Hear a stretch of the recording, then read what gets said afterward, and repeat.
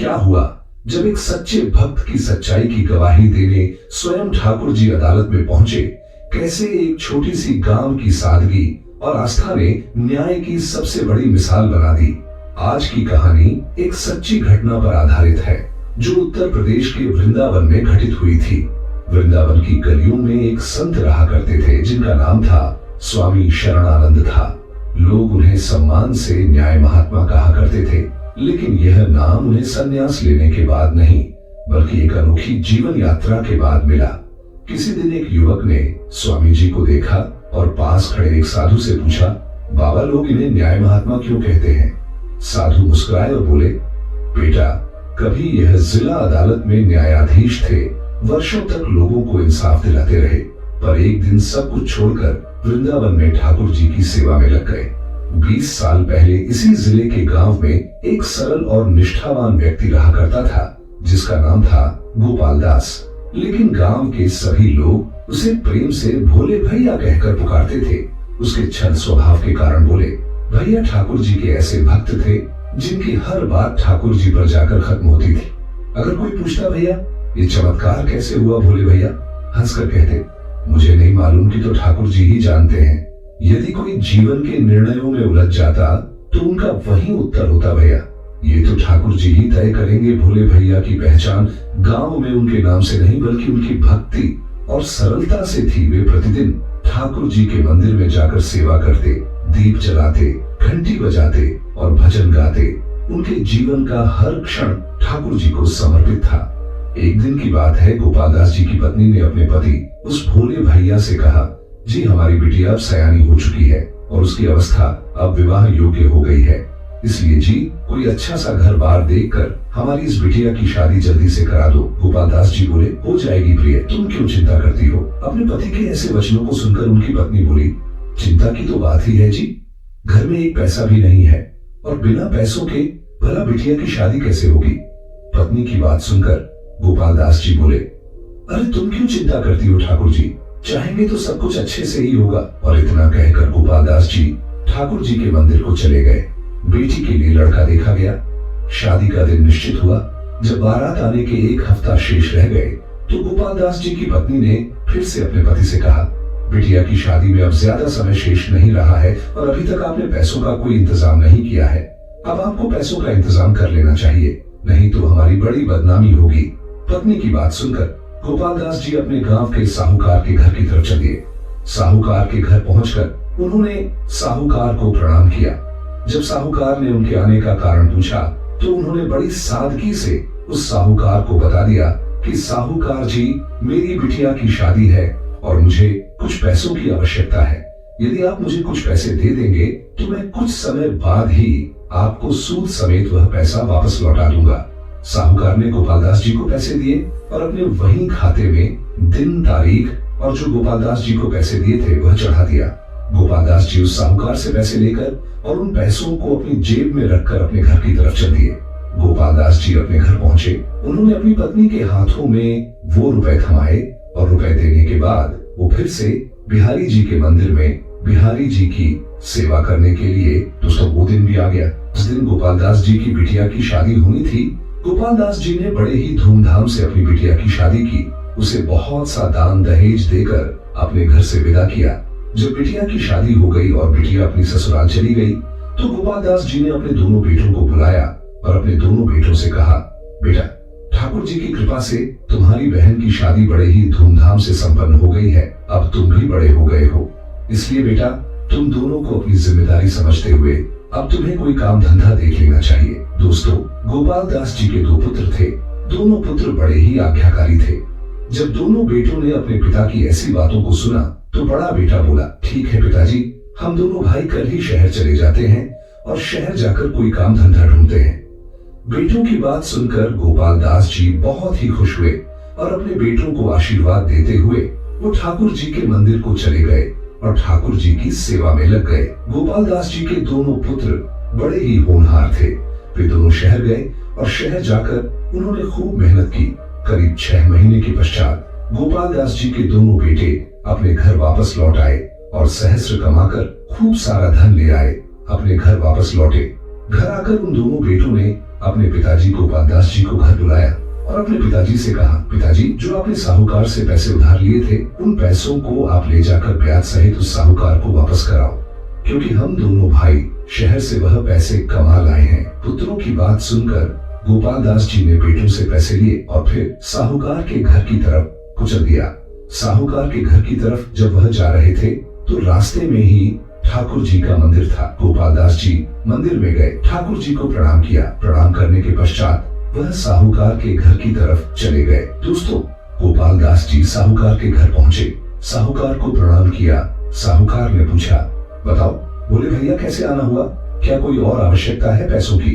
तो गोपाल दास जी बोले, नहीं नहीं भैया, मुझे पैसों की अब कोई आवश्यकता नहीं है, बल्कि मैंने पैसे उधार लिए थे, उन पैसों को वापस लौटाने के लिए आया हूँ। साहूकार ने अपना वही खाता खोला, दिन तारीख देखी और तारीख देखने के बाद उसने अपना हिसाब लगाया और फिर गोपाल दास जी से बोला, भोले भैया, तुम्हें मुझे इतनी रकम वापस देनी है, इतना तुम्हारा ब्याज हो गया और इतना तुम्हारा मूल था। गोपाल दास जी ने अपने कुर्ते की जेब में हाथ डाला और अपने कुर्ते की जेब से पैसे निकाले और जितना उस साहूकार के ब्याज सहित पैसे बने थे वह गोपाल दास जी ने उस साहूकार को दे दिए। साहूकार ने अपने वही खाते से हिसाब मिटा दिया। हिसाब मिटाने के पश्चात उसने एक पर्ची बनाई। उस पर्ची पर लिख दिया कि आज इस तारीख को गोपाल दास जी ने मुझे मेरे सारे पैसे सूद समेत वापस कर दिए हैं और अब मेरा गोपाल दास जी पर कोई भी पैसा बकाया नहीं है।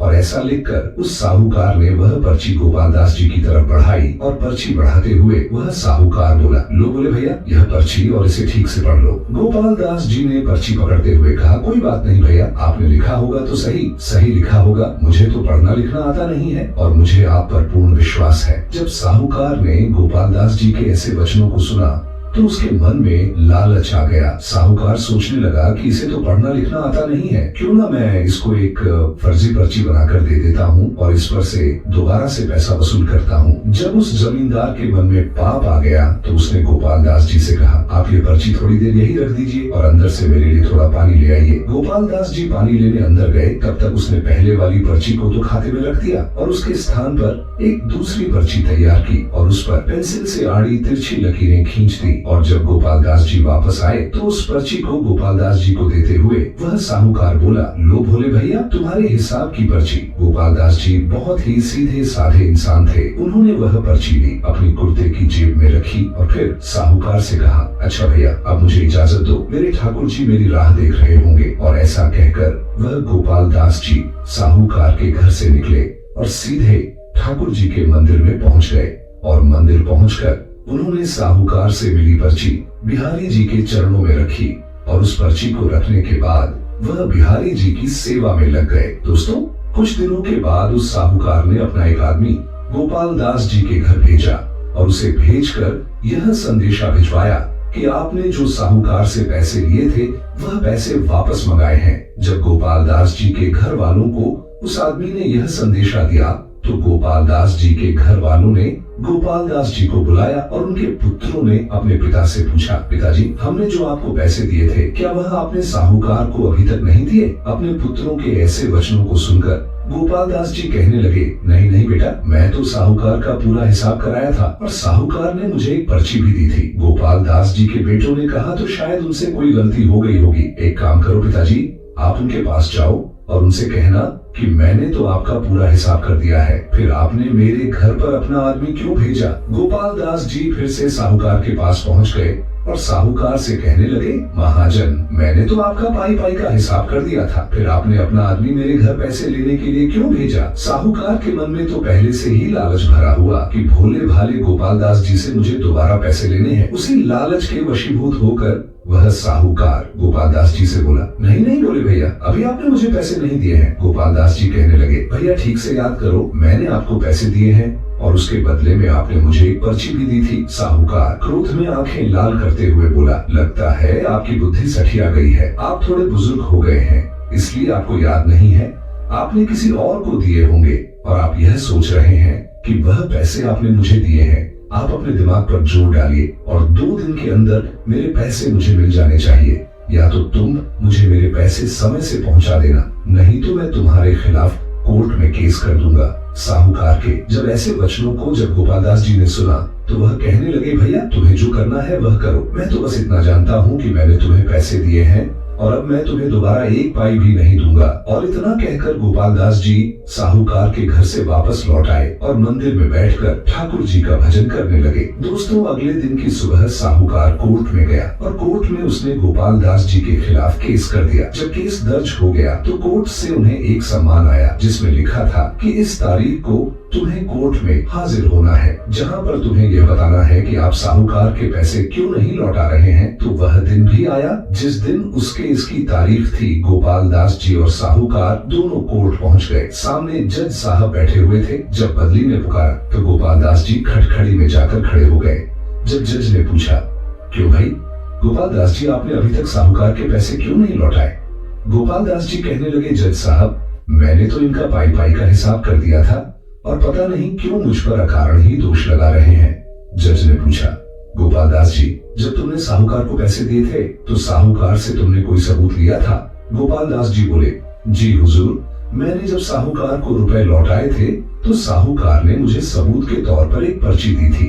जब जज ने पूछा, कहाँ है वह पर्ची, क्या तुम उस पर्ची को मुझे दिखा सकते हो? गोपाल दास जी ने अपने कुर्ते की जेब से वह पर्ची निकाली जो साहूकार ने बनाकर दी थी और जज साहब की तरफ बढ़ा दी।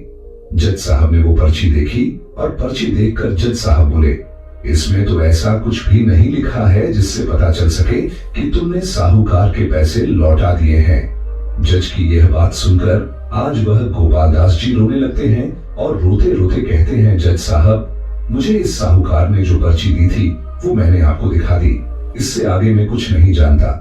जज साहब बोले, गोपाल दास जी रो मत, मुझे यह बताओ, जब तुमने साहूकार को पैसे दिए थे तो उस समय तुम दोनों के अलावा वहां पर क्या कोई तीसरा व्यक्ति भी मौजूद था?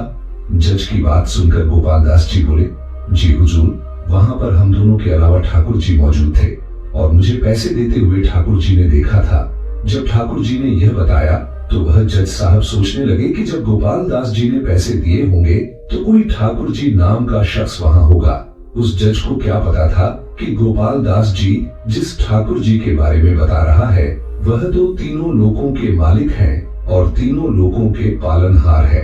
भक्तों, जज ने ठाकुर जी के नाम का वारंट निकाला और कोर्ट में मौजूद अपने सिपाहियों से बोला कि वारंट लेकर गोपाल दास जी के गांव जाओ और उस ठाकुर जी को वारंट देकर आओ। और इतना कहकर उस जज ने गोपाल दास जी और साहूकार को भी घर भेज दिया और दोनों से कहा कि आज से 3 दिन बाद फिर से तुम्हें अदालत में आना है। तो दूसरा दिन हुआ। दूसरे दिन वह सिपाही भी ठाकुर जी का वारंट लेकर गोपाल दास जी के गांव में पहुंच गया। सिपाही को ठाकुर जी नाम के व्यक्ति को ढूंढते ढूंढते सुबह से दोपहर हो गई, लेकिन उसे पूरे गांव में ठाकुर जी नाम का कोई भी शख्स नहीं मिला। दोस्तों, जब वो सिपाही ठाकुर जी को ढूंढते ढूंढते जब वह गांव के बाहर आ गया तो उसे एक बच्चा आता हुआ दिखाई दिया।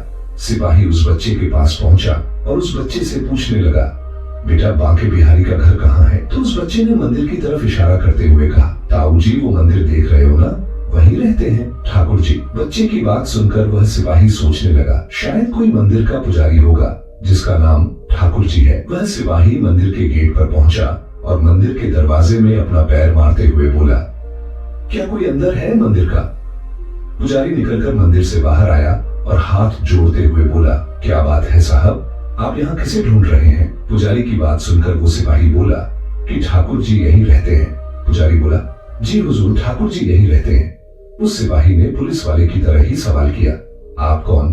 तो पुजारी बोला, साहब, मैं ठाकुर जी का सेवक हूँ। इतना सुनते ही सिपाही ने अपने थैले में हाथ डाला और कई वारंटों के बीच में से ठाकुर जी का वारंट निकाला और पुजारी को देते हुए बोला, लो, ये तुम्हारे मालिक ठाकुर जी का कोर्ट का वारंट है और आप इस पर्चे पर अपने साइन कर दीजिए। पुजारी ने भी कुछ नहीं सोचा और उसने भी साइन कर दिए। साइन करने के बाद पुजारी उस सिपाही से पूछने ही वाला था, लेकिन सिपाही इतनी जल्दी में था कि पुजारी के साइन करते ही पुजारी से वह बचा लिया और उसे अपनी जेब में रखकर साइकिल पर सवार हुआ और तुरंत ही वहां से चला गया। पुजारी जी सोचने लगे, ठाकुर जी के नाम का वारंट, आखिर यह वारंट कोर्ट ने क्यों भेजा है? जब उस पुजारी ने वारंट खोला तो उसे पता चला यह वारंट तो भोले भैया के कारण ही कोर्ट ने ठाकुर जी को भेजा है। पुजारी ने वह वारंट पढ़ने के बाद ठाकुर जी की मूर्ति के चरणों में रख दिया और ठाकुर जी की मूर्ति के सामने हाथ जोड़कर कहने लगा, प्रभु, आपके भक्त ने आप पर विश्वास करके आपकी गवाही के लिए कोर्ट से वारंट जारी आया है। प्रभु, मेरी भी यह इच्छा है। आपका जो भक्त है गोपाल दास जी, वह बहुत ही भोला भाला है।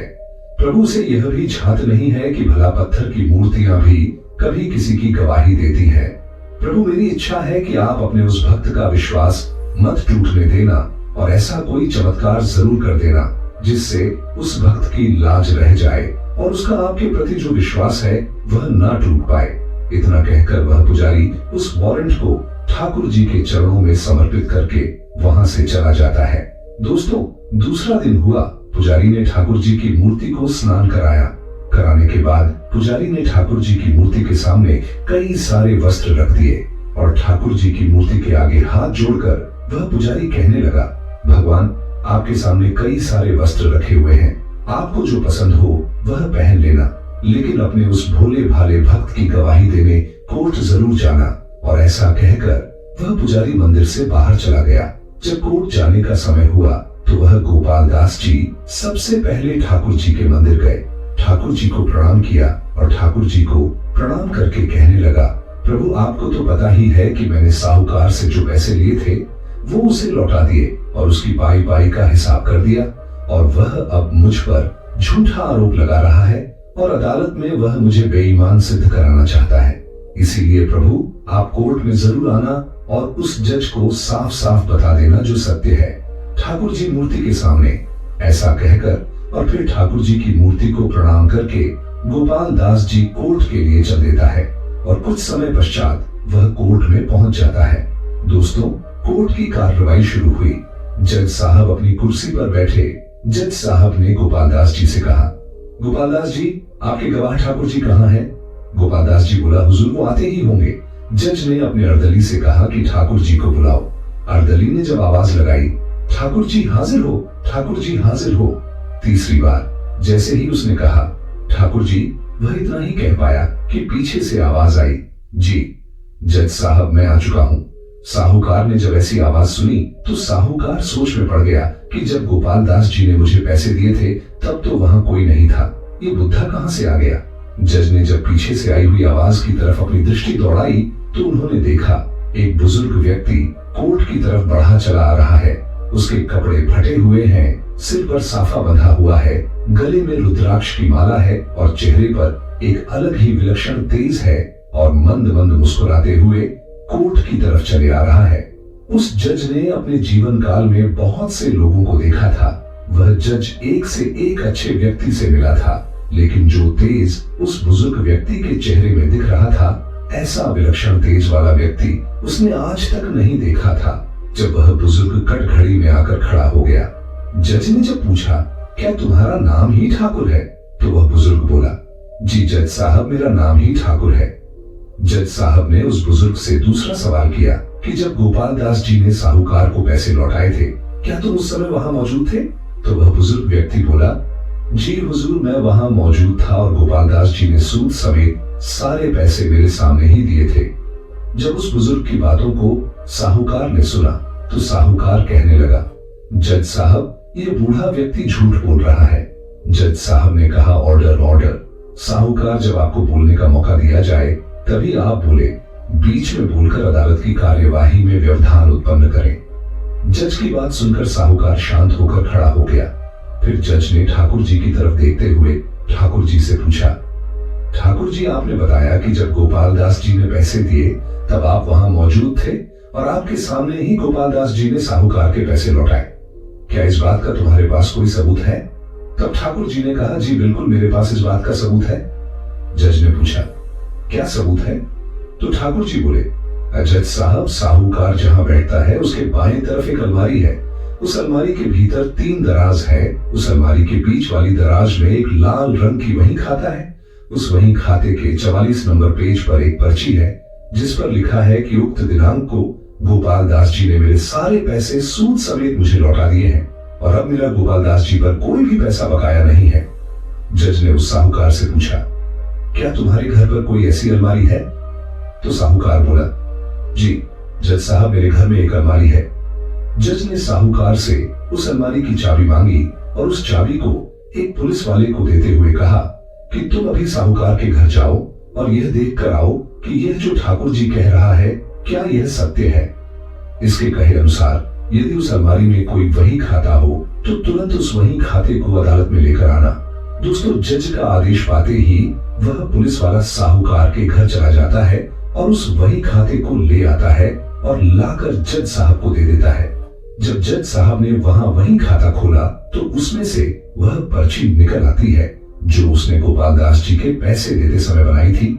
और जब उसे पता चला था कि गोपाल दास जी पर तो पढ़ना लिखना नहीं आता है तो उसने वह पर्ची तो अपने वही खाते में ही रख दी थी और एक दूसरी फर्जी पर्ची बनाकर उसे गोपाल दास जी को दे दिया था।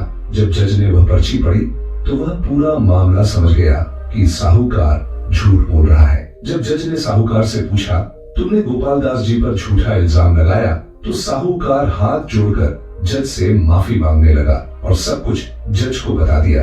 जज ने अब सिपाहियों को आदेश दिया कि साहूकार को गिरफ्तार कर लो और इसे जेल में डाल दो और गोपाल दास जी को बाइज्जत बरी कर दो।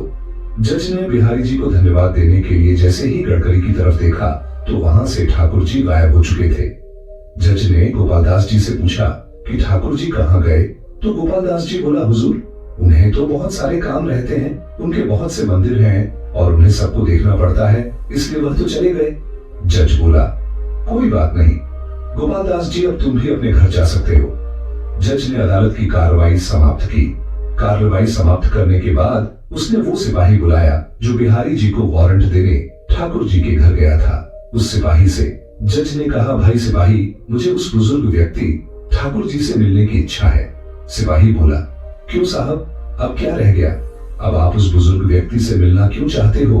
तो वह जज बोला, आज मेरे हाथों से पाप होने से बच गया, नहीं तो आज मैं उस बेकसूर गोपाल दास जी को सबूतों के अभाव में सजा दे देता। आज उस बुजुर्ग ने आकर मुझे यह पाप करने से बचा लिया, इसीलिए मैं उस बुजुर्ग से मिलकर उन्हें धन्यवाद देना चाहता हूँ। एक तो यह वजह है उससे मिलने की, दूसरी यह है कि जब से मैंने उस बुजुर्ग बांके बिहारी को देखा है तब से मेरा मन कुछ विचलित है। जज साहब की बात सुनकर वो सिपाही बोला, साहब, बात तो आप सही कर रहे हैं, मैंने भी अदालत में बहुत से गवाहों को देखा है, लेकिन आज जो गवाह गवाही देने आया था उसके जैसा तो मैंने आज तक कभी नहीं देखा। जज साहब बोले, भाई अब तू ज्यादा विलंब मत कर और मुझे उन बुजुर्ग के पास ले चलो। दोस्तों, इस प्रकार वह जज और सिपाही वहां चल दिए जहां ठाकुर जी का मंदिर था। जब भी मंदिर पहुंचे, जब दोनों ने मंदिर में प्रवेश किया, जज और सिपाही दोनों ही हैरान रह गए, क्योंकि मंदिर में जो मूर्ति थी उसकी छवि और आज जो अदालत में गवाही देने बुजुर्ग आया था उसकी छवि एक समान थी। जज साहब यह देखकर हैरत में पड़ गए। जज साहब ने सिपाही से पूछा, तुमने वारंट किसे दिया था? तो सिपाही बोला, मैंने तो वारंट के नौकर को दिया था। जब मैंने नौकर से पूछा था कि ठाकुर जी के तुम कौन हो, तो उसने मुझे बताया था कि मैं ठाकुर जी का सेवक हूँ। जज साहब ने सिपाही से कहा, अब कहाँ होंगे वह बिहारी जी के सेवक? सिपाही बोला, हुजूर आप यहीं बैठिए, मैं अभी उन्हें देखकर और उन्हें बुलाकर लाता हूँ। दोस्तों, ऐसा कहकर वह सिपाही परिसर के अंदर चला गया और पुजारी जी को ढूंढने लगा। कुछ समय बाद सिपाही के साथ वह पुजारी जज साहब के सम्मुख था। जज साहब ने पूछा, आप ठाकुर जी के कौन हो? तो वह पुजारी बोला, हुजूर मैं तो उनका सेवक हूं। जज साहब बोले, कहाँ है तुम्हारे मालिक, मैं उनसे मिलना चाहता हूँ। पुजारी ने मूर्ति की तरफ इशारा करते हुए कहा, हुजूर आपके सामने ही तो है, हमारे मालिक ठाकुर जी जो मूर्ति आप देख रहे हैं, यह मूर्ति ही तो हमारे भगवान कृष्ण बिहारी जी की है और यही है हमारे आराध्य श्री बांके बिहारी जी।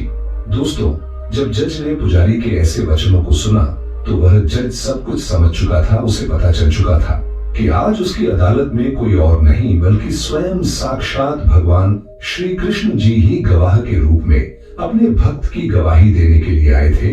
दोस्तों, यह पता चलते ही उस जज ने सब कुछ छोड़ा और उन्होंने वृंदावन की सीट लगा ली और तब से आज तक वो ठाकुर जी का स्मरण करते हुए वृंदावन की गलियों में ही घूमते रहे। दोस्तों, कहते हैं जब इंसान का मन सच्चा हो तो ईश्वर भी उसका साथ देने जमीन पर उतर आते हैं। यह कहानी उसी चमत्कार की है जहां भगवान खुद एक भक्त की गवाही देने अदालत पहुंच गए। कोई आपके बिना खुश है तो उसे खुश ही रहने दो। उसके पीछे पड़कर अपने आत्मसम्मान को कभी मत खोना। सच्चाई हमेशा खामोश रहने वाले इंसान के अंदर ही मिलती है। झूठ बोलने वाले तो हमेशा शोर मचाते हैं। जब किस्मत साथ न दे तो समझ लेना आपकी मेहनत ही आपका साथ देगी। जिनका वक्त खराब है उनका साथ जरूर दो, लेकिन जिनकी नीयत खराब है उनसे दूर रहना ही बेहतर है।